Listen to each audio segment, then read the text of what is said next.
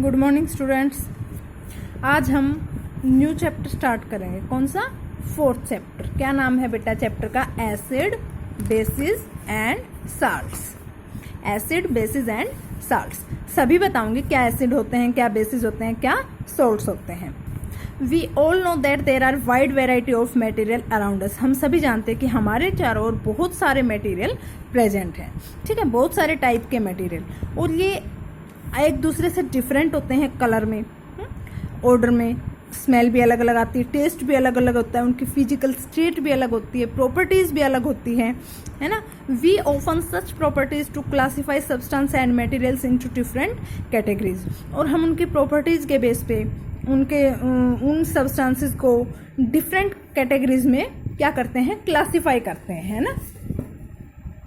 Classify करते हैं ना। जैसे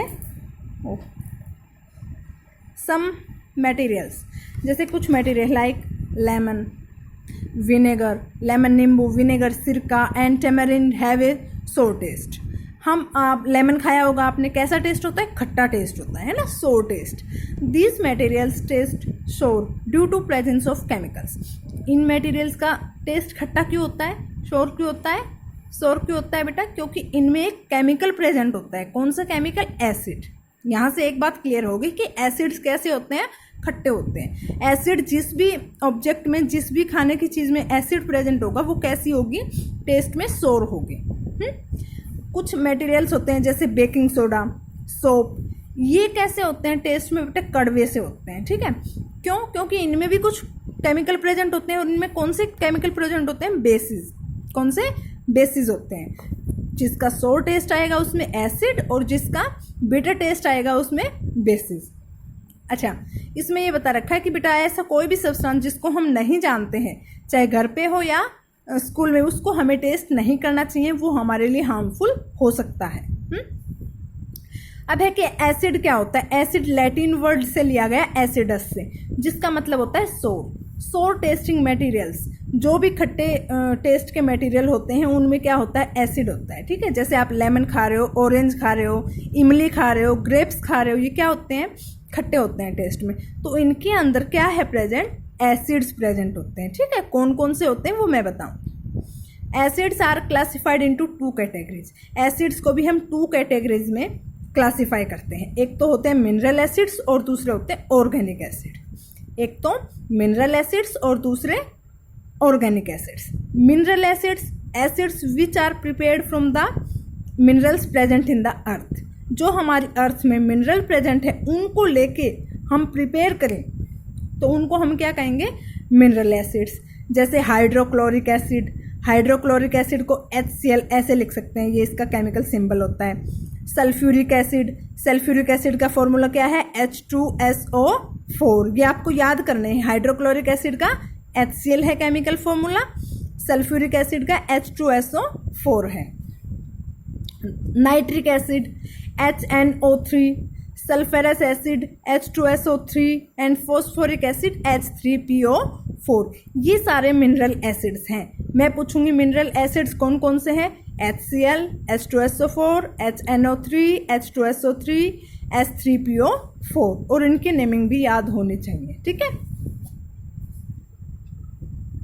और जो सल्फ्यूरिक एसिड है उसको केमिकल्स का किंग बोला जाता है, राजा बोला जाता है, अमलराज कहते हैं इसको। ठीक है, और ये भी मटेरियल से मैन्युफैक्चर ही किया जाता है, बनाया ही जाता है ये। ठीक है, मिनरल एसिड्स मिनरल्स को यूज करके प्रिपेयर किए जाते हैं। अब है organic acid. Acids which are naturally occurring, जो नेचुरली मिलते हैं हमें, जो किन में मिलेंगे? प्लांट्स में मिलेंगे, एनिमल्स में मिलेंगे, उनको हम क्या कहेंगे? Organic acids. जो नेचुरली मिलते हैं उनको हम क्या कहेंगे? Organic acids. बहुत सारे ऐसे फ्रूट्स और वेजिटेबल्स होते हैं जिनमें ऑर्गेनिक एसिड प्रेजेंट होते हैं। ठीक है, जैसे गुआवा, इसमें कौन सा एसिड प्रेजेंट होता है? Oxalic acid. Orange, lemon and आंवला, ऑरेंज, लेमन एंड आंवला में क्या होता है? सिट्रिक एसिड होता है बेटा। ठीक है, ग्रेप्स, टेमरिन एंड गूसबेरीज में, इनमें क्या होता है? टर्टरिक एसिड होता है। ठीक है, इनमें क्या होता है? Tartaric acid. सोर मिल्क कंटेन्स, दूध को आप रख दोगे अगर गर्मियों में तो वो मम्मी कहते हैं ना खट्टा हो गया दूध। कैसे हो जाता है खट्टा? क्योंकि उसमें लैक्टिक एसिड होता है, ठीक है। और जो विनेगर होता है जिससे पनीर वगैरह बनाते हों, दाल वाल में भी डालते हैं, उसमें कौन सा होता है? एसिटिक एसिड, ठीक है। एसिटिक एसिड का फॉर्मूला है CH3COOH। अच्छा, अभी ना जो कोरोना का टाइम चल रहा है, इसमें हमें एसिड प्रेजेंट होने वाली चीज़ें खानी चाहिए, जैसे लेमन, आंवला, ऑरेंज, गुआवा। क्यों? क्योंकि इनमें विटामिन सी होता है। क्या होता है? विटामिन सी होता है, और विटामिन सी हमारी इम्यूनिटी को इंक्रीज करता है, ठीक है। किसी भी वायरस या बैक्टीरिया से लड़ने की शक्ति आती है इनसे, है। स्टिंग ऑफ बीज मतलब मधुमक्खी का जो डंक होता है। रेड आंट्स जो होती है, wasp and stinging nettle contain formic acid. जो कीड़ी वगैरह होती है जब आपको काट लेती है तो क्या होता है बेटा? रेड रेड हो जाती है स्किन, और उसमें खुजली होती है। किस वजह से होती है? क्योंकि उनके भी उसमें फॉर्मिक एसिड प्रेजेंट होता है। कोई एसिड प्रेजेंट होता है जिसका नाम है फॉर्मिक एसिड। मैं पूछूंगी कि रेड आंट काटती है तो कौन सा एसिड छोड़ती है? फॉर्मिक एसिड, जिसकी वजह से हमें खुजली होती है और वहाँ से रेड रेड स्किन हो जाती है ना। फॉर्मिक एसिड का फॉर्मूला होता है HCOOH, जो शूटिंग पेन, हल्का हल्का सा पेन और खुजली सी महसूस करवाता है। किसकी वजह से होता है? फॉर्मिक एसिड की वजह से। आज के बाद अगर मधुमक्खी ने डंक मारा तो आप क्या कहोगे? कि इसने फॉर्मिक एसिड रिलीज किया है, जिसके कारण पेन हो रहा है ना। Acids like hydrochloric acid, nitric acid, sulphuric acid and phosphoric acid are strong acids. अब है बेटा, जो एसिड मिनरल हमने पढ़े थे ना, जो मिनरल एसिड्स हैं, HCl, nitric acid, HNO3, sulphuric acid, phosphoric acid, ये स्ट्रॉन्ग एसिड्स हैं, ठीक है। कैसे हैं बेटा? स्ट्रॉन्ग, क्योंकि इनमें एसिडिटी ज़्यादा है। समझ रहे हो बात? और जो फ्रूट्स में नेचुरली मिलते हैं ना, citric acid, acetic acid, carbonic acid और फॉर्मिक एसिड, ये वीक एसिड्स होते हैं। ये हमें ज़्यादा नुकसान नहीं पहुंचाते, इसीलिए हम इनको खा पाते हैं। जो स्ट्रॉन्ग एसिड्स होते हैं इनको नहीं खाना चाहिए, ये बहुत हार्मफुल होते हैं हमारी बॉडी के लिए, है ना। Acid manufactured in the factories. Acid कहाँ पे प्रिपेयर किए जाते हैं या मैन्युफैक्चर किए जाते हैं? फैक्ट्रीज में, जो कि हाईली कंसनट्रेटेड होते हैं, मतलब उनमें ज़्यादा एसिड की अमाउंट होती है, और वाटर बहुत कम होता है उनमें, ठीक है।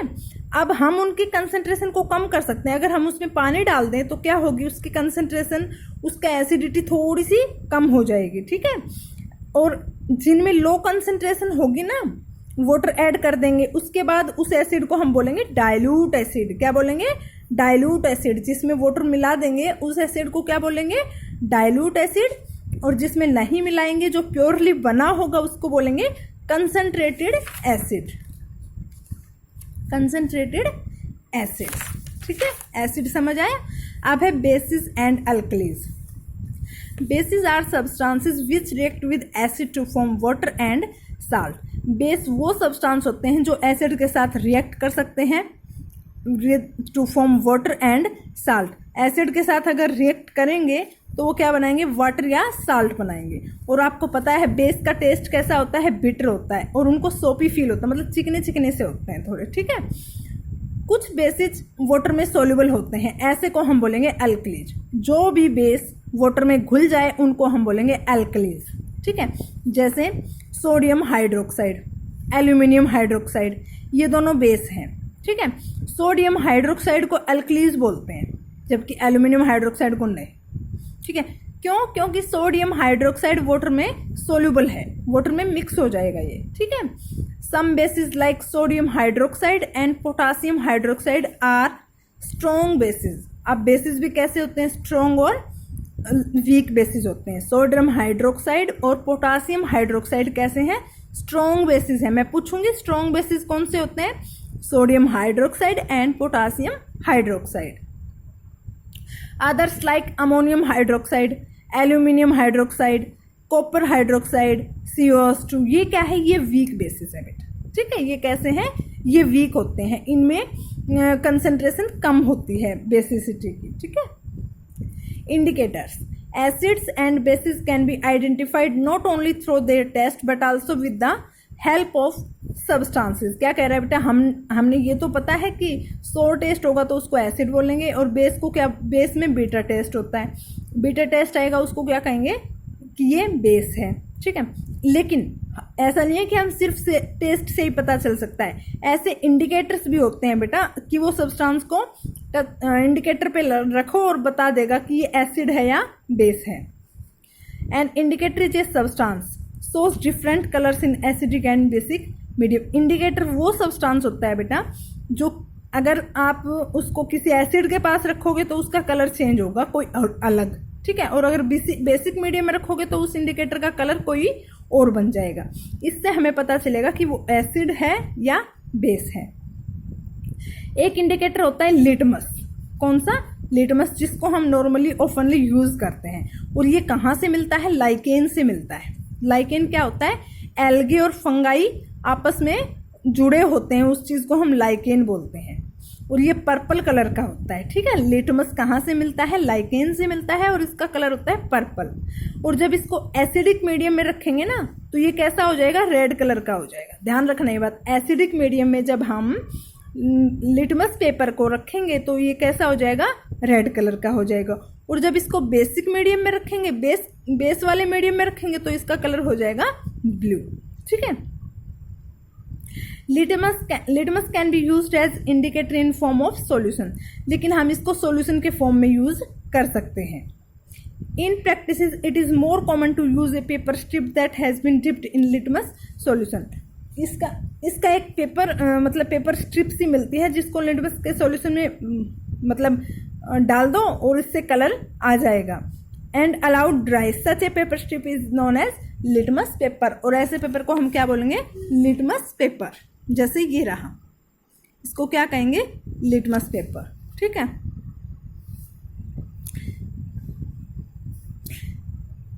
एक्टिविटी देखो, take some lemon juice in a petri dish and dip a strip of blue. कह रहा है एक पेट्री डिश लो, ठीक है,